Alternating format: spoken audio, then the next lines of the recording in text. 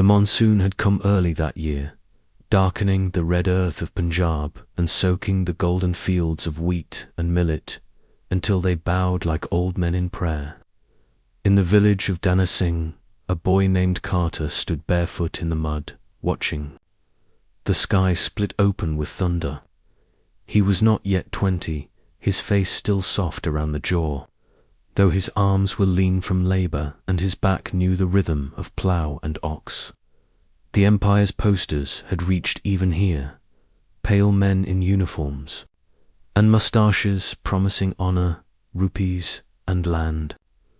They came with drums and rifles, their recruiters cloaked in grand words, glory, loyalty, duty to the crown. Kartar's father, who had once fought in Burma, looked away when the drums came, but Kartar listened. There had been no glory in their hut of baked clay, no land that was not owned by others. He had never seen London, nor known the Queen, but he had heard that men who fought under the Union Jack were made something more than peasants. His mother wept quietly the night before he left, folding a saffron cloth with trembling hands and tying it around his neck for protection. "Don't let them forget your name," she whispered. "Don't let them call you coolie or dog." By the time Kartar reached the training camps in Bombay, the world had already begun to bleed. The war was a continent away, but its mouth was wide, and it would swallow men like him by the thousands. They gave him a khaki uniform that didn't fit and a rifle that had passed through the hands of other dead men. When the ship left for Europe, Kartar stood at the deck, eyes squinting into the sun, not knowing he would never see his mother again. France was nothing like the village. The trees were black skeletons, the mud colder than death, and the sky always hung low, heavy with smoke and steel. When they first arrived, the Indian soldiers were paraded for photographs, the brave, sons of the Empire, the headlines said. But once the cameras were gone, they were shoved into the front lines like cattle to the slaughter. Kartar's first battle came on a morning soaked in fog. The order came in English, a tongue he barely understood. His officer, a pale young man with red cheeks, screamed at them to run toward the sound of guns. Kartar's heart thudded like a drum in his ears. Around him, men screamed in 5 languages, some clutching prayer beads, others weeping for mothers oceans away. He saw his friend Amara fall before they even reached the wire, his chest torn open by a bullet that came from nowhere and everywhere at once. The mud drank Amara whole. Kartar kept running.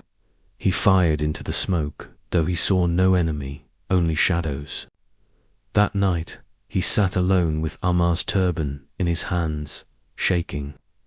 His commander never learned Amar's name. The war did not pause for grief. The next day brought new orders. The sun rose, but it felt no different. The trenches were carved into the flesh of the earth like old wounds, never healing. They were narrow, damp, and filled with lice. Men slept standing up. Rats the size of dogs gnawed through their packs and boots. Some men went mad from the smell.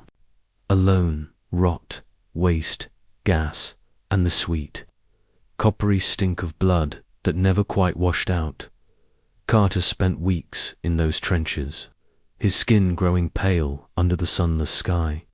He could no longer remember what mangoes tasted like or how his mother's voice sounded. He began to dream in French, curse in Punjabi, pray in silence. There were men from Africa, from Ireland, from New Zealand, but they did not speak to him unless to give orders. To them, he was the Indian, exotic, replaceable. One night, a mustard gas shell hit near their post. Kartar saw a man's face melt. Before his eyes, his lungs turning to foam as he coughed out his soul. Another man clawed at his own throat until he died, not from the gas, but from the fear of drowning in it. Carter survived, but he could no longer smell anything after that.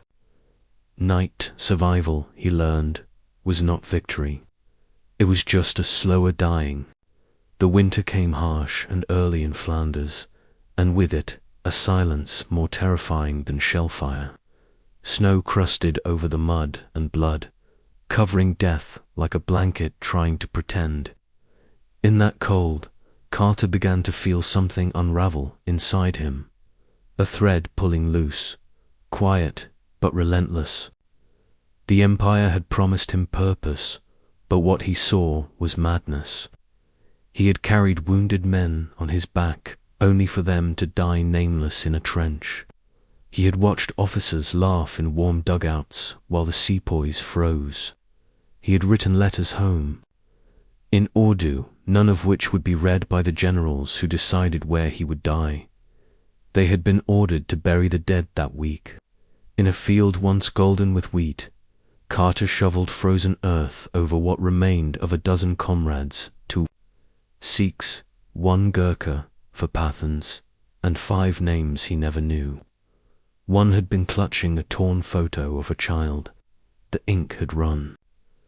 Another had a silver rupee in his hand, pressed tightly into the palm as if it might buy him passage home. When he turned, he saw a young French boy, maybe 9 or 10, standing at the edge of the field, watching. The boy didn't speak, just stared. Carter tried to smile at him, but the boy ran away.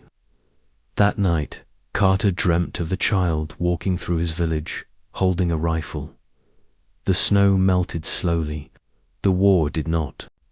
It was in the spring of 1917, as the air turned sour with coming battles, that Carter finally snapped. His regiment had been assigned to a suicidal assault on the German line. Their officer, newly arrived from London, barked commands in clipped English none of them understood. Carter translated for the others. Go forward, don't stop, don't come back. He didn't bother to say, you will die. He had lost his hearing in one ear from a shell a week before. His boots were torn at the soles. His stomach hadn't felt full in days. Yet it wasn't hunger or pain that made something shift in him. It was the way the officer looked at them before the charge. Cold, indifferent, as if they were already corpses. When the whistle blew, Carter ran, but not toward the wire. He threw his rifle into the mud and sprinted sideways into the forest. He didn't think, didn't plan, just ran until the guns faded. He spent 2 nights hiding in an abandoned farmhouse, drinking rainwater from a rusted pot and eating turnips from a cellar. He listened for the dogs. He waited for death. They caught him on the 3rd day. A British captain stared down at him in the camp, his voice calm but lethal. You ran, you deserted. You'll hang for that, Carter said. Nothing. He did not beg. He did not explain. There was no point. The day before his execution, Carter was allowed to write a letter. He sat in the dim corner of a tent with paper that smelled of damp and ink that smeared. He wrote in slow, careful Gamuki, Mother, I hope you still sing in the mornings. I hope the mustard fields still bloom. I did not die with courage. I did not die as a soldier. I am sorry. I am not ashamed that I ran. I am only ashamed that I believed them. Forgive me, the letter would never be sent. That night, a young Indian orderly, a boy from Lahore, brought him a bowl of tea and crouched beside him. They spoke little, just 2 men, neither older than 25, broken in a foreign land. Before the boy left, he took something from his pocket, a cloth, faded saffron, carefully folded. For your neck, he said, pressing it into Kartar's hands, so you don't forget who you are. At dawn, the noose was tied. The wind was quiet. The captain read from a book Carter had never known, about honor and disobedience and duty. Kartar's hands were steady. His feet did not tremble. When the trapdoor opened, the empire did not flinch. Years passed. The war ended. The empire celebrated victory. Statues were raised, medals handed out, history books written in the halls of London. Names were etched in stone, but not all names, in a quiet corner of a cemetery in northern France, where wild poppies now grow. There is a small grave marked only with the words, "Unknown Sepoy, 1917, no regiment, no rank, no country, just a body in foreign soil, returned to dust far from home." But sometimes, in spring, a local woman places a yellow cloth on that grave. Her grandmother once told her about a soldier with dark eyes who never spoke, and a letter that was never delivered. No one knows his name, not really, but she remembers.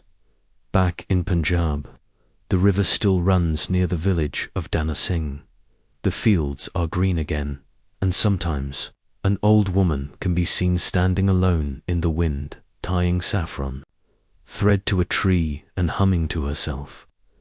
She does not say his name, but she remembers, too, and the empire, it forgets.